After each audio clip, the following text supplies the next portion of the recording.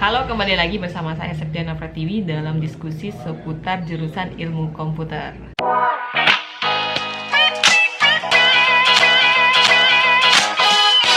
Hari ini saya mau bahas salah satu hal yang harus dikerjakan ketika kita itu tengah melakukan sebuah penelitian, baik itu dalam bentuk skripsi, jurnal, ataupun tesis.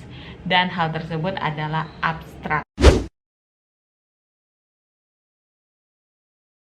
Abstrak ini bisa dikatakan hal sepele, tapi sebenarnya punya makna yang besar ketika kita tengah melakukan sebuah penelitian.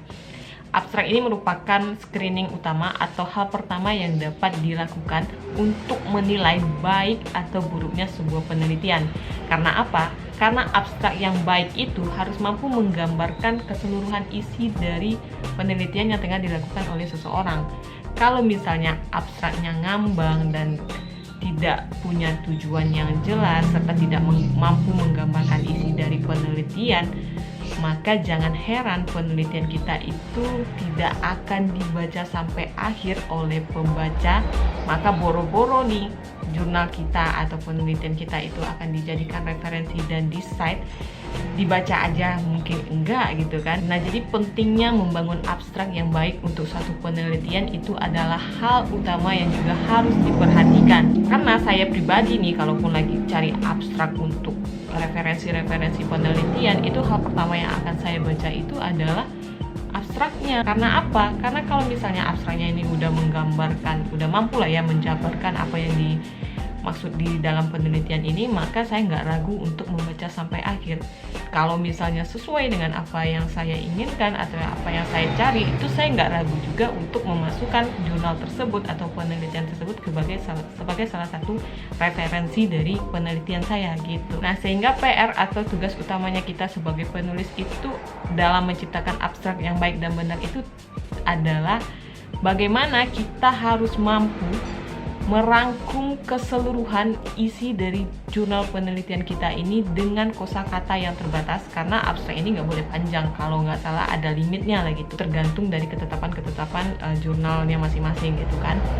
Yang di dalam abstrak tersebut kita harus mampu menjabarkan beberapa hal-hal penting tadi dengan kalimat atau dengan kata-kata yang straight to the point, harus to the point, jangan bertele-tele, langsung kepada isi dan intinya seperti itu. Nah, jadi apa aja sih sebenarnya yang harus dan mesti ada di dalam abstrak sebuah penelitian itu? Jadi mari di video kali ini saya akan coba kasih tips ini ala saya pribadi ya kalau dalam membuat abstrak. Jadi ini adalah 3 langkah mudah dalam membuat abstrak penelitian. Hal pertama yang harus dibuat itu adalah jabarkan permasalahan yang ada pada penelitian yang sedang kamu lakukan. Saat ini konteks kita atau konsep kita itu adalah sebuah penelitian yang berbasis lingkup IT ya, dunia ilmu komputer. Hal ini harus jelas. Kalau kamu melibatkan sebuah objek dalam penelitian kamu itu, maka kaitkan objek tersebut dengan permasalahan. Jangan ngambang, jangan diambil sebuah permasalahan itu secara garis besar atau umum gitu. Nah, mungkin untuk mempermudah kita dalam membuat abstrak tersebut, saya akan coba jabarkan dengan sebuah contoh judul penelitian. Oke, lanjut. Nah, di sini saya punya judul penelitian dalam dunia ilmu komputer. Ini konsepnya atau konteksnya ini di dalam ilmu komputer ya, yaitu sistem penunjang keputusan seleksi calon penerima beasiswa di SMAZ menggunakan metode MFEP atau Multifactor Evaluation Process. Nah, permasalahan yang ada pada penelitian saya ini dalam proses pemilihan beasiswa di SMAZ ini masih dilakukan oleh berdasarkan pengamatan beberapa guru saja terhadap beberapa siswa. Hal ini tentu tidak efektif dan efisien karena bisa jadi pengamatan dan penilaian guru tadi bisa salah karena manusia sifatnya masih mengedepankan perasaan ketimbang fakta yang ada di depan mata gitu kan. Nah, jadi kalau misalnya saya buat atau saya rangkum ke dalam sebuah kalimat yang baik dan benar, maka permasalahan yang ada pada penelitian saya ini akan seperti ini. Proses pemilihan atau seleksi untuk calon penerima beasiswa yang dilakukan oleh SMAZ saat ini tidak efisien dan efektif karena dalam menetapkan siswa yang akan mendapat beasiswa hanya berdasarkan objektivitas penilaian dan pengamatan pribadi guru. Hal tersebut sangat tidak berdasar karena bisa saja pilihan guru tersebut tidak tepat sehingga kemungkinan beasiswa tidak tersalur pada orang yang tepat. Nah, hal tersebut adalah langkah pertama. Nah, oke, kita lanjut ke langkah yang kedua. Nah, langkah yang kedua itu adalah dari permasalahan tadi itu, jabarkan tujuan penelitian kita. Kalau misalnya kita memakai metode untuk membantu proses analisa, kaitkan tujuan penelitian kita itu dengan metode tersebut. Oke, kita balik ke contoh kita tadi. Kebetulan saya di sini mengambil atau memakai metode MPET, salah satu metode yang ada pada sistem penunjang keputusan, yaitu multi-factor evaluation process, di mana proses penilaian itu berdasarkan faktor ya, faktor-faktor yang akan dinilai terhadap alternatif kita. Jadi ini adalah tujuannya. Tujuan penelitian ini adalah untuk membantu mengotomatisasi proses seleksi kepada calon penerima beasiswa menggunakan bantuan sebuah sistem penunjang keputusan yang dikombinasikan dengan salah satu metode MPET yang akan membantu proses dalam melakukan analisa terhadap calon penerima berdasarkan faktor-faktor yang ada. Nah, ini adalah tujuan saya. Tujuannya di sini nampak jelas. Kalau saya itu ingin proses pemilihan calon beasiswa ini, penerima beasiswa ini dilakukan menggunakan sistem lagi dengan proses penghitungan memakai metode MPET. Nah, di sini sudah sangat jelas gitu kan kalau tujuan penelitian saya itu seperti ini. Oke, kita lanjut ke langkah yang ketiga. Setelah tujuan dijabarkan, langkah terakhir itu adalah tampilkan hasil dari penelitian kita ini. Kalau misalnya konsepnya atau konteksnya seperti ini yang ada unsur hitung-hitungan di dalamnya, pasti punya nilai akhir dong. Nilai akhir yang didapat dari hasil penelitian kita tergantung dengan alternatif-alternatif yang kita nilai gitu kan. Jadi kalau seperti ini, bikin di dalam abstrak kita itu hasil akhirnya yang kita dapat pada perancangan kita di bab 4 gitu loh. Oke, kita balik ke contoh.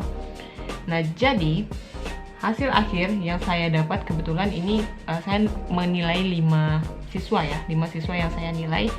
Nah, jadi berdasarkan hasil akhirnya itu, hasil akhir yang didapat dalam menganalisa 5 alternatif siswa yang dihitung sebagai calon dari penerima beasiswa, dipilih 3 siswa dengan nilai tertinggi. Nilai tertinggi yang pertama dengan nilai sebanyak 0,84, peringkat kedua 0,72, dan peringkat ketiga 0,64. Nah, jadi untuk hasil akhir ini itu harus dibikin minimal angka-angkanya kalau kita memakai proses yang menggunakan metode, karena itu akan menciptakan kesan validitas yang baik terhadap penelitian kita.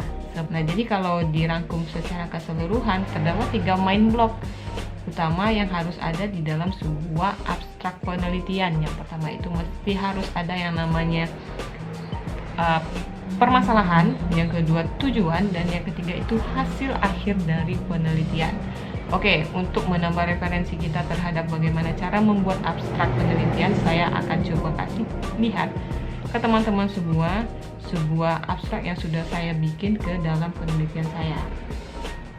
Nah, ini adalah sebuah abstrak dari jurnal yang sudah saya pernah bikin tentang mengidentifikasi karakteristik anak berkebutuhan khusus menggunakan metode case-based listening. Studi kasusnya di Sekolah Luar Biasa Negeri 1 Libu Sari Bekasi.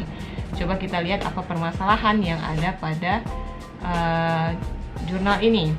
Nah, apa yang menjadi permasalahan dalam abstrak penelitian ini dapat kita lihat pada poin yang ini.